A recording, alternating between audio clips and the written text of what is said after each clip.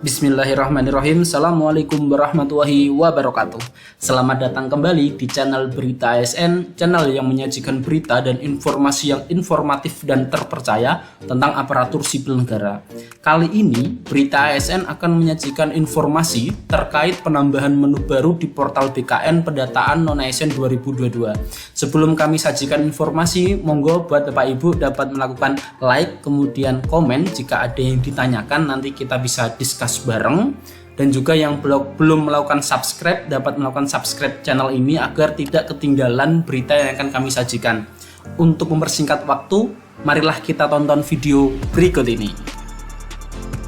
Baik Bapak Ibu, kali ini kami akan menyajikan informasi terkait penambahan menu baru di website pendataan non-ASN BKN, yaitu menu barunya diantara lainnya yang pertama terkait aduan non-ASN prafinalisasi.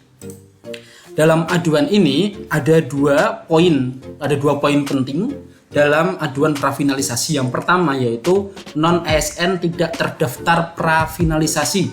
Yang kedua, aduan non-ASN yang seharusnya tidak terdaftar. Nah, sebelum masuk di aduan prafinalisasi ini, monggo Bapak Ibu dapat mengecek biasanya di instansi itu udah memberikan pengumuman uji publik. Kayak contohnya ini saya ambil salah satu instansi pusat, yaitu dia menyajikan pengumuman uji publik hasil pendataan non-ASN kemarin. Di mana di poin 5, apabila terdapat pegawai non-ASN yang memenuhi persyaratan namun belum tercantum dalam lampiran pengumuman dapat melakukan pendataan melalui laman pendataan non-asn.go.id dan menyampaikan datanya kepada Biro SDM atau unit kepegawaian masing-masing instansi Bapak Ibu. Jadi pasti di masing-masing instansi Bapak Ibu sudah memberikan pengumuman uji publik karena itu sifatnya wajib. Nah, di sini Bapak Ibu dapat melakukan pengecekan terlebih dahulu apakah nama Bapak Ibu ada atau enggak. Kalau sebelumnya di pengumuman uji publik ini nama Bapak Ibu tidak ada, maka Bapak Ibu dapat langsung melaporkan ke website pendataan non-ASN yang tadi telah saya instruksikan. Contohnya ibarat nomor 1 nih, non-ASN tidak terdaftar prafinalisasi. Nah, nama Bapak Ibu otomatis nggak terdaftar. Bapak Ibu dapat melakukan pilih. Kemudian setelah itu Bapak Ibu nama instansi. Nah, dalam nama instansi ini jangan sampai salah. Kayak contohnya, mungkin Bapak Ibu berasal dari pemerintahan Kabupaten Pati. Kliklah pemerintahan Kabupaten Pati. Otomatis ini auto, kemudian nama lengkap Bapak Ibu jangan sampai salah juga, NIK, tanggal lahir, nama jabatan, dan juga unit kerja. Setelah mengisi data-data tersebut, Bapak Ibu diwajibkan untuk mengunggah file dalam ini yaitu upload SK minimal 1 tahun sebelum 31 Desember 2021 dengan pembiayaan langsung APBD atau APBN. Ya, tergantung dari Bapak Ibu. Kemudian masukin kode CAPTCA dan juga submit. Itu jika Bapak Ibu namanya tidak terdaftar di pendataan kemarin atau mungkin lupa ataukah gimana yang menyebabkan nama Bapak Ibu nggak terdaftar. Kemudian jika kasusnya aduan non-ASN yang seharusnya tidak terdaftar. Jadi jika ada kasus menurut Bapak Ibu ada PPNPN yang seharusnya tidak terdaftar tapi terdaftar, kayak contohnya, loh ini kan umurnya kurang dari 20 tahun per 31 Desember 2021, ataukah ini kan nggak masa kerjanya kurang dari 1 tahun per 31 Desember 2021 tapi kok terdata, Bapak Ibu dapat melakukan pengaduan yang di poin 2 ini, aduan non-ASN yang seharusnya tidak terdaftar. Pilih saja, kemudian tunggu sebentar, Bapak Ibu klik nama instansi, kemudian nama lengkap Bapak Ibu yang mengadu, kemudian NIK Bapak Ibu dan juga aduan Anda. Jadi ketik secara lengkap dan juga terperinci. Kemudian masukin kode CAPTCA dan juga submit. Itu salah satu menu baru di website pendataan ini. Selain itu, jika Bapak Ibu mungkin tanggal lahir tidak sesuai, nama tidak sesuai, ini juga ada. Kemudian bagi THK 2 yaitu tanggal lahir tidak sesuai, nama tidak sesuai, aduan non-ASN tidak terdaftar, laporan aduan, dan juga Bapak Ibu dapat melakukan cek aduan Bapak Ibu. Nah, setelah Bapak Ibu melakukan pengaduan tadi, Bapak Ibu akan mendapatkan nomor tiket yang akan Bapak Ibu jadikan untuk mengecek status aduan Bapak Ibu, seperti itu. Selain submenu tersebut, selain menu tambahan tersebut, ada menu yang paling penting yang harus Bapak Ibu isi, yaitu penambahan TMT waktu Bapak Ibu pertama kali masuk kerja di instansi Bapak Ibu, dan juga penambahan gaji, penambahan menu gaji, seperti itu.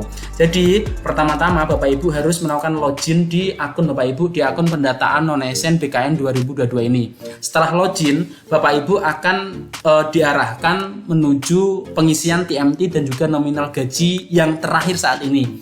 TMT ini maksudnya gimana sih? Karena kemarin itu maksimal untuk riwayat pengisian riwayat pekerjaan di tahun 2017 sampai 2021, dan beberapa SDM dan SDM instansi masing-masing itu melakukan memberikan pertanyaan ke BKN, maka setelah itu BKN kemudian melakukan building application atau perbaikan pada aplikasi pendataan ini, yaitu penambahan TMT. Jadi jika ada Bapak Ibu yang TMT atau terhitung mulai tanggal bekerja Bapak Ibu itu di tahun 2012 contohnya, itu Bapak Ibu dapat mengisi seperti itu.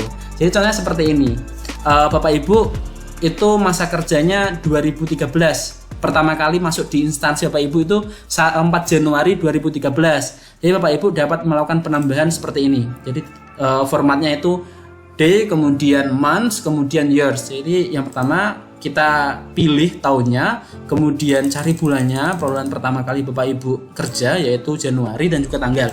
Jadi 4 Januari 2013 seperti itu.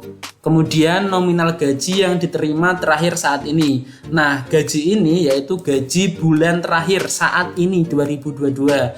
Gaji di sini setelah saya tanyakan di BKN Pusat, yang dimaksud gaji yaitu take home pay Bapak Ibu. Jadi gaji plus in-kin. Jadi take home pay sendiri itu kan secara harfiah kan penghasilan yang dibawa pulang ke rumah, itu secara harfiah.